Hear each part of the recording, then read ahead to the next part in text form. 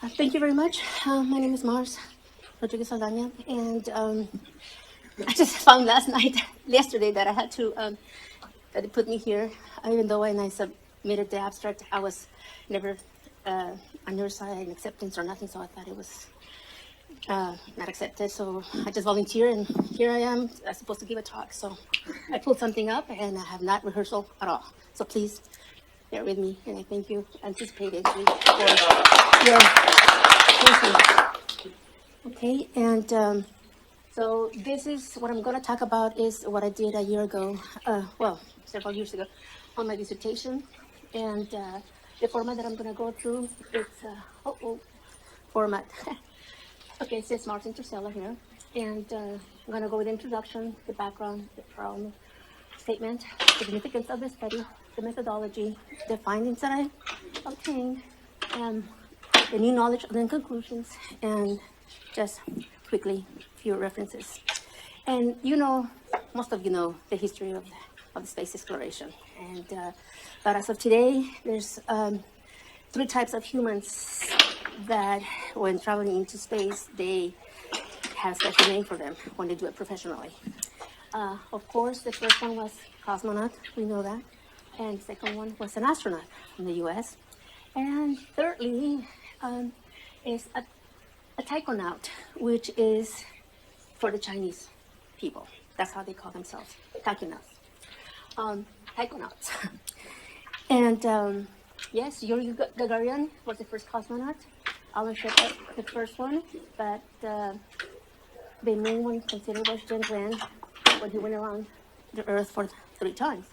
And in 2003, that's when the first taikonaut appeared, being Yang Liwei from the Chinese Space Agency. So those are the 3 powers that have capacity to send people from their routes and have a space station out there. Okay, and you also know about the space commercialization, and you know that Dennis Tito was the very first one who made this possible, to make his dream come true.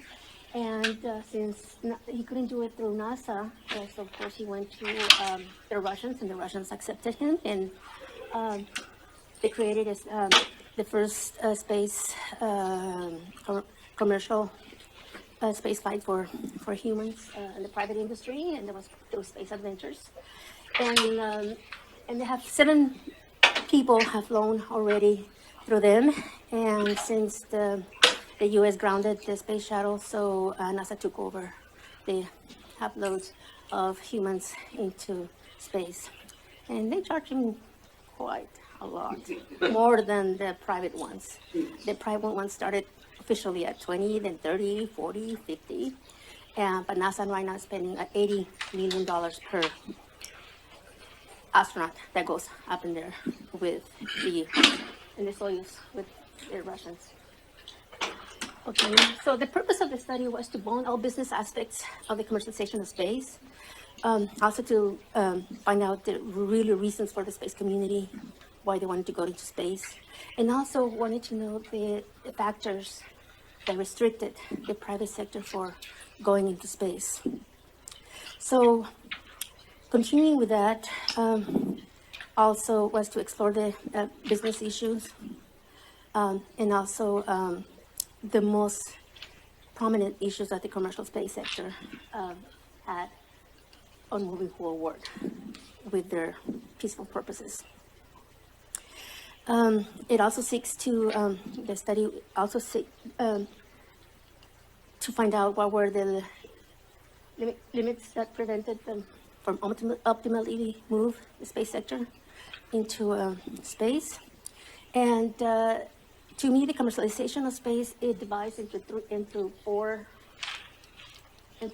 different areas. One is transportation, either people, payload, anything that goes up and down, is transportation.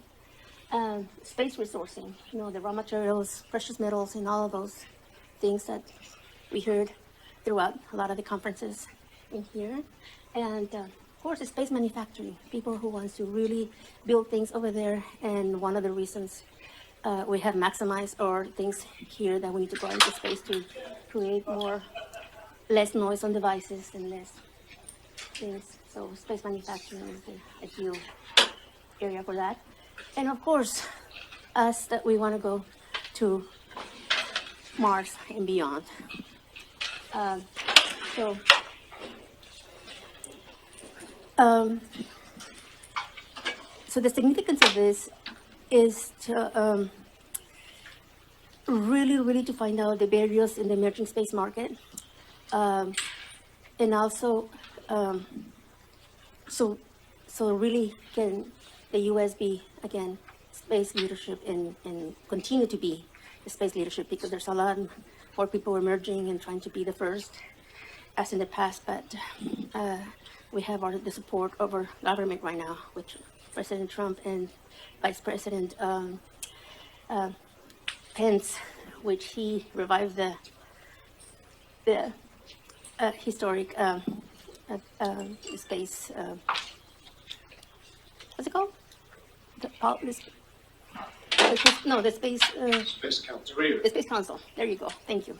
So it's awesome to hear all these people going there, talking to Pence and see what their obstacles are.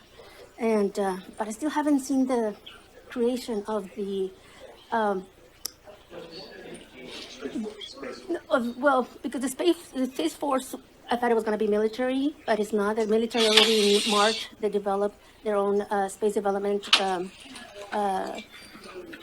agency, and so the Space Force is going to be the commercial one, which is Trump, within the Department of Economy, the Department of Commerce, and so I'm waiting for that, and that's supposed to be really a one that can remove all the obstacles for space companies in the U.S. to really move forward for that. So I just put some more thoughts here. Basically the study was to align the space business organizations, space institutions of planet Earth. My research it implemented the mixed method methodology, which I did a quantitative and qualitative for that. And many of you had the kindness of supporting me with your inputs on my surveys that I gave you, and you kindly fill it out. So, and of course, in this methodology, it assumes that all the data was what's in your heart, and that you represented yourself, not the company.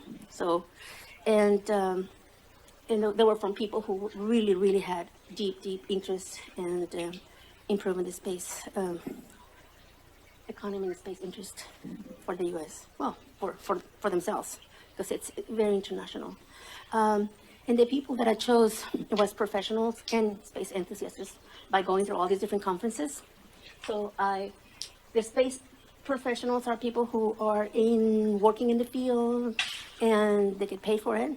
And space enthusiasts are people amateurs who not get paid for, but they are really supporting it and researching it and finding out and really helping out that. And of course, they look for the space leadership. And once again, here was the business of human space commercialization, which is categorized in 4, which is transportation, resourcing, manufacturing, and colonization. In those 4 areas, there's tons and tons of stuff to do. Okay, so people like this, I'm here, a while back, and this is my favorite picture. One of my favorite pictures with John Glenn. And before he went into, just before he went into his mission, 98. And this person, I don't know if you know him, but it's Pedro Duque, and he was the first Spaniard astronaut to go into space. And right now he's the Prime Minister of Science for Spain. So he's doing good. And the settings, what I did, my research was from people from all over the world, but mainly a lot from the US, Mexico, and the European Union. Very few from Russia because they don't want to share a lot of stuff. And China, I went to China to get data. So, and this is my survey that I did for the to get the data, and this is for the qualitative that I did. I gave only very few people who are experts in the field, just to obtain only like 8 people or 9. And these are part of my demographics. So I found out almost 40-some% of space enthusiasts and like 50-some% of space professionals. And this amount did not want to provide that information. And I also wanted to know what kind of education they have. So they have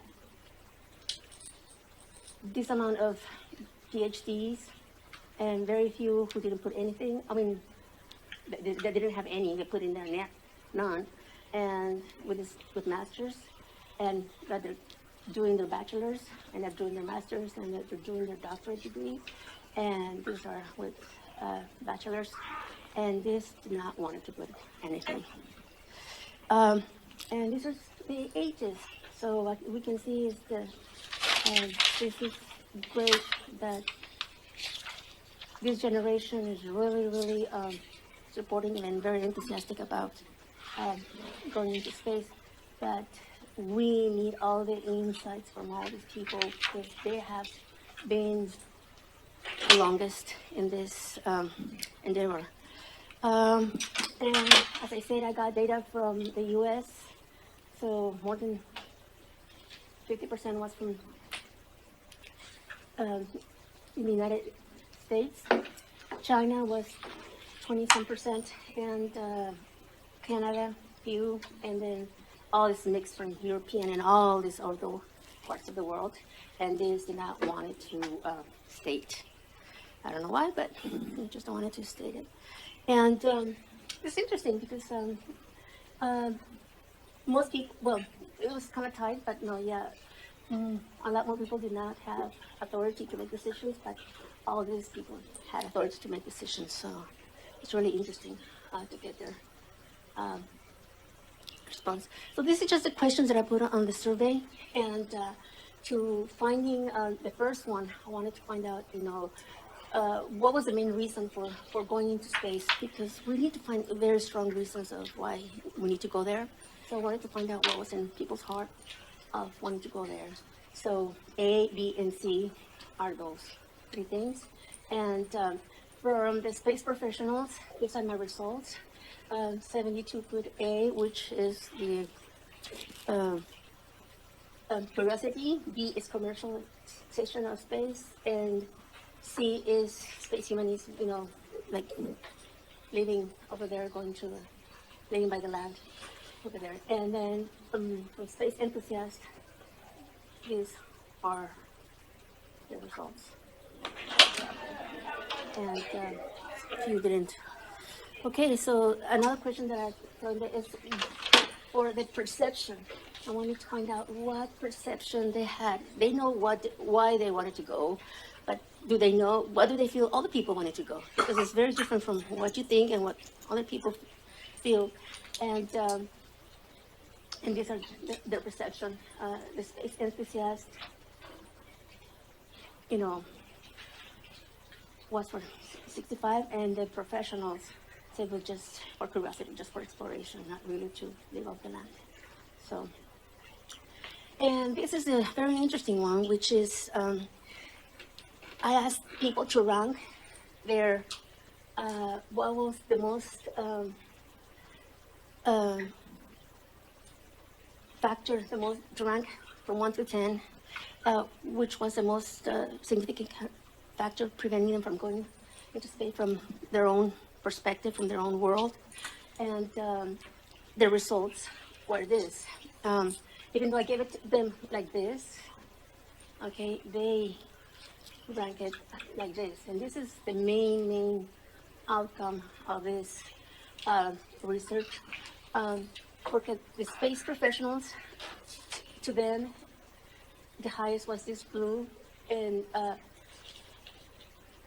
which is the lack of thinking will.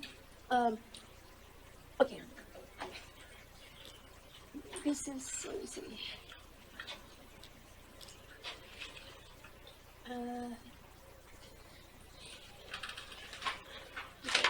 No, sorry. This is how it went. This is 1, 2, 3, 4, 5, 6, 7, 8, 9, 10. Okay, and they both agreed on that the cost schedule and funding was the most critical issue. And yes, and then was politics. And then both were Greens. And here we're still okay, that's kind of the same. And they both agree around the same, different percentage, of course, but the kind of rankings on space professionals, on the space enthusiasts, they kind of match. So, and for the question 4 that I asked them, I wanted to find out what kind of leadership do they want? Do they want just, the private sector to lead? Do they want the government to lead? Or do they want a coalition about all of them? So I asked them all this, through A through G, or with something else that I didn't find out. And these were the results.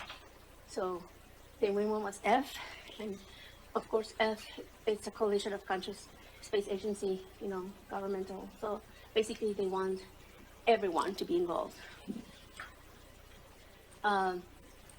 And let's see, if you wanted to find out more in detail, afterwards, because I need to move on.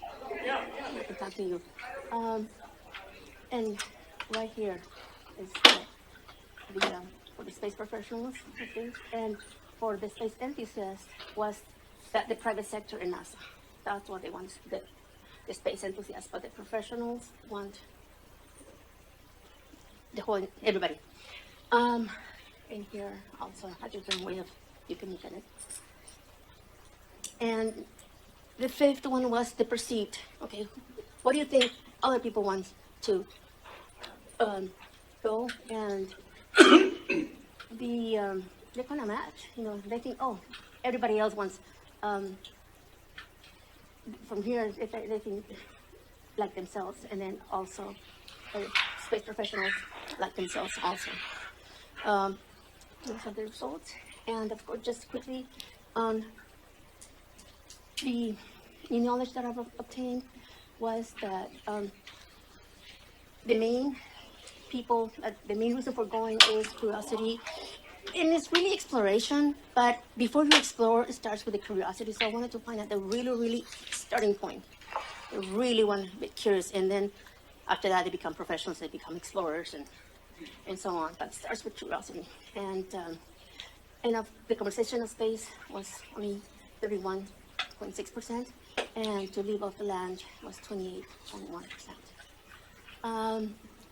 And for the qualitative, these are answers that experts gave me on their, you can read it, on their views, and it varies so much. What one expert says, the other one, what would be the main reason? Some people want to see the second genesis, evidence for the second genesis, others because to create a space-faring future for humanity, and others, they really wanted to go to create a cislunar in space. And other was just because it's there. Hey, let's go find out what's out there. Pure explorers. And so those are some of the reasons I gave. And then for the second one, this space professionals that curiosity in space exploration was remained in 2 minutes. Okay. As you can see, just quickly here, there's also there are different reasons for the qualitative people, and as you see, this is the main the results of what's stopping where I'm going. First is cost, schedule, and funding, and politics, definitely, technology. And it's funny because you will see some experts, and some of them think this was one, but overall, this is how the statistics pull it out. And for that one on the same as the other question, and also for the qualitative, when they say, I didn't understand the question of that one. What am I talking about? And this one, they say yes, there's the need for unification. But to really unite, we need to start at home first. At home, we need to be united. The United States right now is divided 50-50 or different percent. So we need to unite in order to really, really make it and be the big leaders that we are meant to be.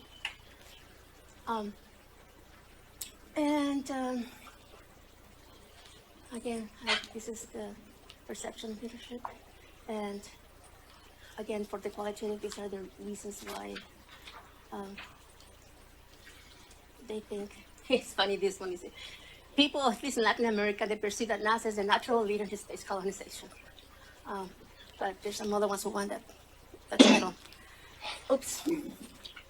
And so just the recommendations are that these two instruments, gave me a really good way to identify, collecting data to more studies after this.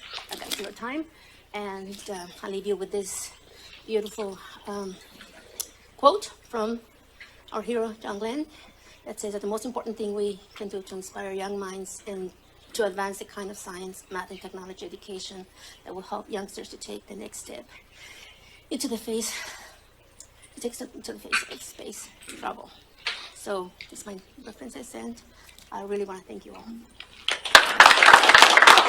If you have any questions? No question? Yes. Go. Yes, sir. You have looked at a number of cases where you have a very large number of United States participants and a very small number of Chinese participants. And I wonder if you looked at the sampling bias that was built in to the way that you acquired those samples, because there are obviously several billion Chinese and only about 350 million Americans. They have a very progressive space program, and they're doing quite well. So did you measure at all the sampling bias in your survey, and do you feel that that contributed to shifting the answers that you got? The ones that I got from the Chinese ones, I mainly got it in China. Otherwise, here in the U.S., I would have not gotten that many responses at all.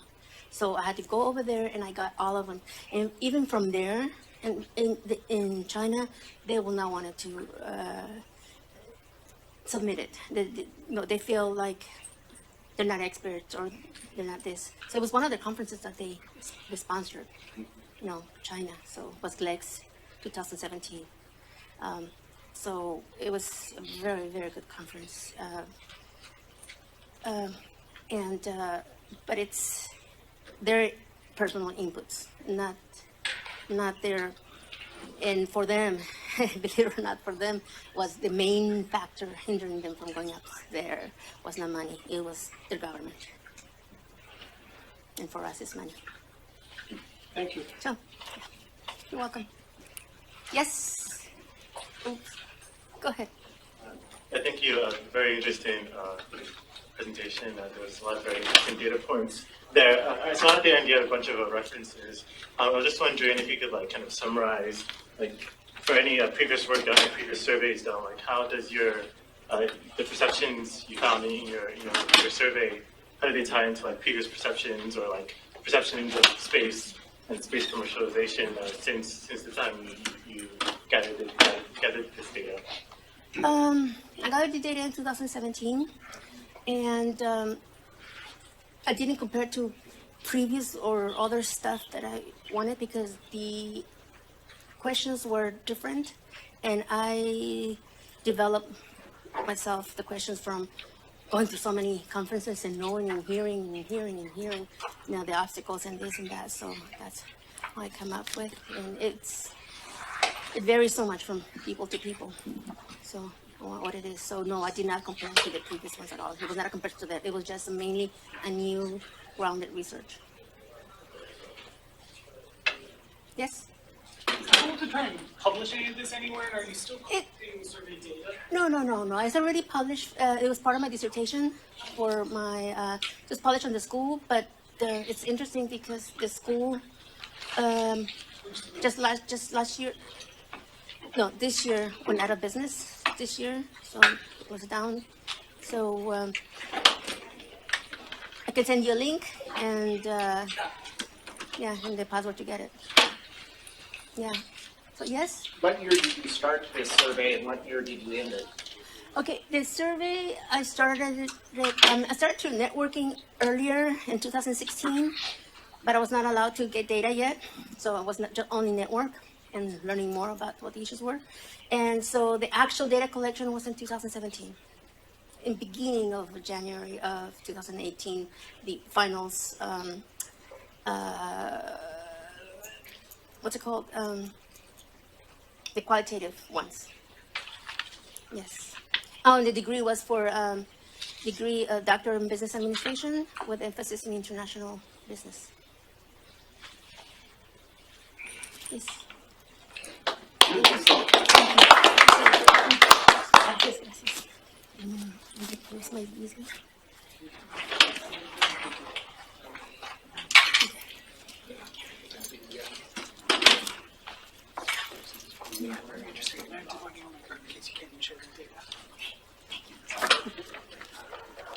Thank you, Mars. Thank you. Thank you.